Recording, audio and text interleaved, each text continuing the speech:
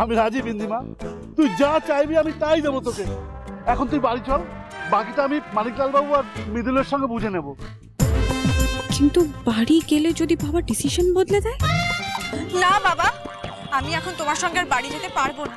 আমাকে যে আমার শ্বশুর বাড়ি ফিরতে হবে, অনেকটা পথ যেতে হবে, ওখানে সবাই আমার জন্য অপেক্ষা করছে বাবা।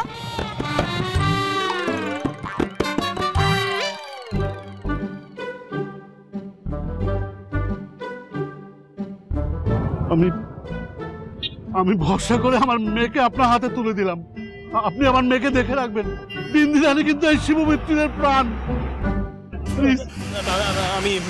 আমি আপনার মেয়েকে দেখে রাখার চেষ্টা করব। না, চেষ্টা করবো না, আপনাকে ওকে ভালো রাখতেই হবে। আর আমরা কিন্তু মেয়েকে দেখতে যাব। হ্যাঁ, আর আসবেন, আপনার যখন ইচ্ছে মেয়েকে দেখতে আসবেন।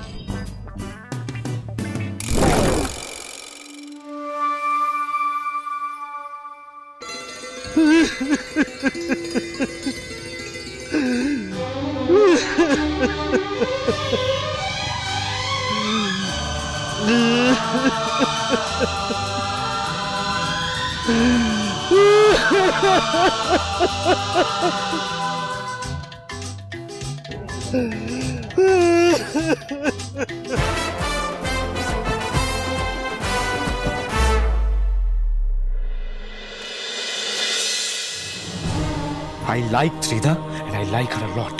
যদি কোনোভাবে ওকে বিরক্ত করার চেষ্টাও করেছেন না, আমার থেকে কিন্তু খারাপ কেউ হবে না। এটা কোনো মন্দিরের পুজো বা মন্ত্র করা কম্পিটিশন নয়, এটা ফ্রেশ ফেস অফ দ্য ইয়ারের কন্টেস্ট, যেটার জন্য এটা সুন্দর হতে হয় আর তার সাথে পার্সোনালিটি আর ঘটে একটু বুদ্ধি থাকতে হয়।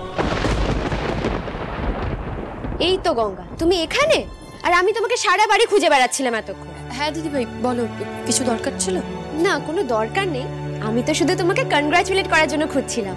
কারণ আজ তুমি অডিশনটায় পার্টিসিপেট করে সত্যি খুব বড় সাহস দেখিয়েছো। তুমি প্রুফ করে দিয়েছো যে তুমি কারোর থেকে কম না, ভয় পেয়ে পিছিয়ে যাওয়ার মেয়ে নাও। তবে গঙ্গা, তোমাকে কিন্তু এবার নিজেকে তৈরি করতে হবে। এই কন্টেস্টটায় জিততে হলে তোমার প্রচুর প্রচুর প্রিপারেশনস প্রয়োজন, বুঝেছো? না গো দিদি ভাই, আমি বুঝতে পেরেছি এসব মডেলিং কন্টেস্ট এগুলো আমার জন্য নয়। আর সত্যিই তো আমার তো এসব করার কথাও নয়। আমি এখানে গান শিখতে এসেছি, আমার সেটাই মনোযোগ দেওয়া উচিত। এই সেজে গুজে র্যাম্পে হাঁটাহাঁটি এগুলোর শখ আমার কোনোদিনই ছিল না। তাই আমি সিদ্ধান্ত নিয়েছি আমি আমার নামটা উইথড্র করে নেব। সে কি তুমি? একদম ঠিক ডিসিশন নিয়েছে। যাক, অ্যাট লিস্ট আপনার বুদ্ধিটা তো হয়েছে। দাঁড়ান, কোথায় যাচ্ছে? আমি তো আপনাকে পপসের ব্যাপারে জিজ্ঞেস করতে এসেছি। আপনি জানেন পপস কোথায়? সবাই খুব চিন্তা করছিল, আর আপনি তো পপসের খুব ফেভারিট, তাই জানেন কোথায় আছেন, কখন ফিরবেন? না বলেন, তবে আজ বিন্দি দিদির বিয়ে ছিল আর স্যার হয়তো ওখানেই গেছে বিন্দি দিদিকে বাঁচাতে। কি?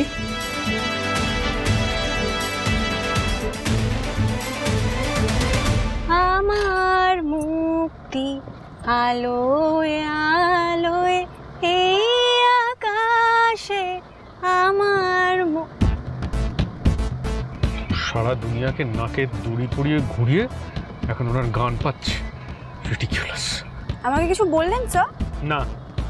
সেই কখন থেকে খরচ গাড়ি চালাচ্ছে, মুখের এক্সপ্রেশন দেখো, 1 সেকেন্ডের জন্য চেঞ্জ হলো না। মুখ একেবারে যেন রাগে হাঁড়ি করে রেখেছে, মনে হচ্ছে ভেতরে ভেতরে যেন ভোল্কানো মতো ফুসছে। আর রাগের চোটে এই বেচারি বিন্দির কথাটা একটুও ভাবছে না। খরচ একবারও জিজ্ঞেস পর্যন্ত করলো না আমি কিছু খাবো কিনা। গান গেয়ে এবার কতক্ষণ আমি মন ভোলাবো ঠাকুর? এটা তো আমার ইঁদুররা ভলিবল খেলতে শুরু করে দিয়েছে।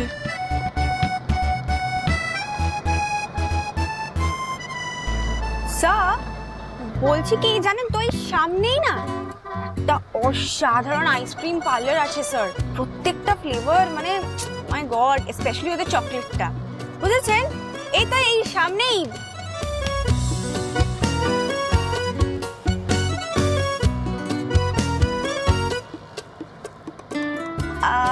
আর কি জানেন তো স্যার, সামনের মোড় অব্দি গিয়ে ওখান থেকে বাঁদিক নিলেই না একটা রেস্টুরেন্ট পড়ে, ওখানে যা ভালো চিকেন রোল পাওয়া যায় স্যার, আপনি যদি একবার খান আপনার বারবার খেতে ইচ্ছে করবে। সত্যি হেল্পলেস। এই লোকটার দেখছি কোনো কমন সেন্সও নেই। বিয়ে তো নিজেও করেছিল, খুব ভালো করে জানে সকালে দধিমঙ্গলের পর থেকে তেমন কিছু আর খাওয়াও হয় না। জানে যে এই বেচারি লাচার মেয়েটা সারাদিন কিচ্ছু খায়নি। এক ঝুঁকি পোয়াচ্ছি তবু মায়া দয়া নেই। এত হেন দিচ্ছি তবু একটাবার কিছু অফার করছে না। স্যার আমার খুব খিদে পেয়েছে। খিদে আমার খুব খিদে পেয়েছে। আমি সারাদিন কিচ্ছু খাইনি আর আমি একদম খালি পেটে থাকতে পারি না। তবে কি করবো? তুমি কি এক্সপেক্ট করো বলো তো, যে আমি তোমাকে কোনো রেস্টুরেন্টে নিয়ে গিয়ে এখন ডিনার করাবো? অ্যাবসলিউটলি না স্যার, ফুল কোর্স না খাওয়ানো, অন্তত একটা কিছু স্টার্টার বা বিস্কিট তো অফার করতে পারতেন এই বেচারি মেয়েটাকে। লিসেন মিস বিন্দি, তোমার জন্য না আমার অনেক হ্যারাসমেন্ট হয়েছে। আমি আর ঝামেলা চাই না। তোমার সোজা আমি আদিকালে বাজারে নামাবো, তারপর ওখান থেকে বাড়ি যাবো। Please just keep quite.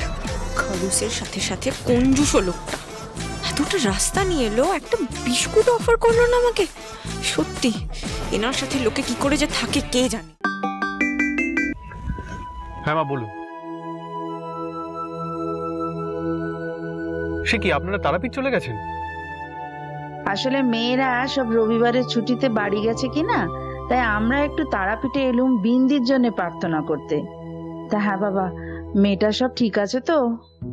হ্যাঁ, কি আবার খারাপ হবে, দিব্য আছে। এনিওয়ে আপনাকে আমি পরে ফোন করছি। কি হলো স্যার? মায়েরা কেউ বাড়িতে নেই।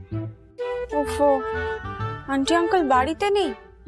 এবার কোথায় যাব আমি? আমি তো এখানে কাউকে চিনিও না। আপনার মনে আছে তো স্যার, আপনি কিন্তু আমার দায়িত্ব নিয়েছেন, তাই আমার থাকার কোনো একটা ব্যবস্থা কিন্তু আপনাকে করতে হবে। জানতাম এই অকুশটা আমারই কপালে এসে জুটবে।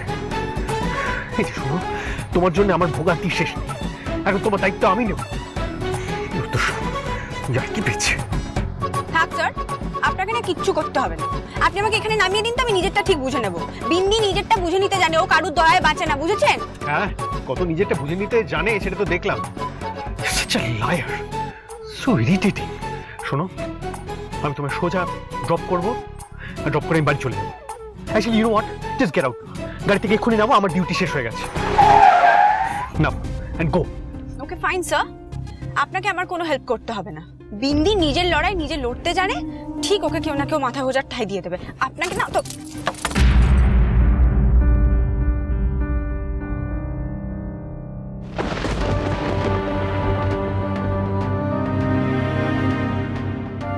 এই যে পপস এখন এলো না কেন বলো তো? এবার তো আমার খুব চিন্তা হচ্ছে। কুনাল কি বলছো?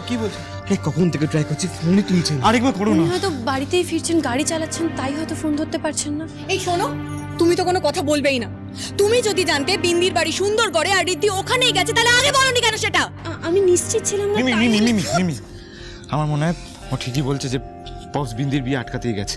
কিন্তু কাউকে বলে গেল না কেন বলো তো? অ্যাটলিস্ট কাউকে নিয়ে যেতে পারতো, অ্যাটলিস্ট আমি যেতাম। আমি ভাবছি অন্য কথা। কি রাস্তাঘাটে কোনো অঘটন হয়নি? না শোন না, আরেকবার ট্রাই কর।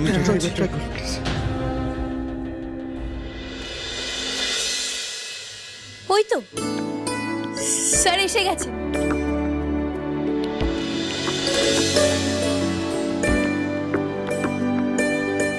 এই তো পপস, তুমি কোথায় গেছিলে পপস? সবাই তোমার জন্য এত চিন্তা করছিল।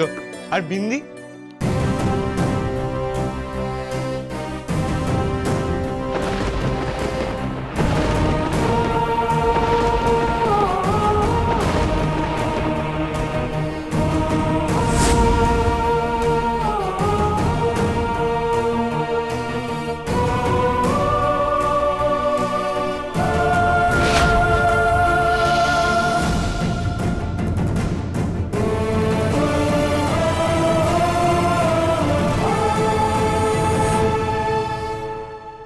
আমরা তো কলকাতায় এসেই গেছি, তুই শুধু ঠিকানাটা দে। ঠিকানা কি?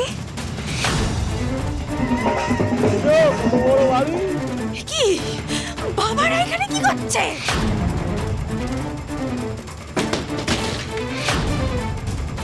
এখন কেউ বাইরে যাবে না। মানে কি? ওরা এসে গেছে। কারা এসে গেছে?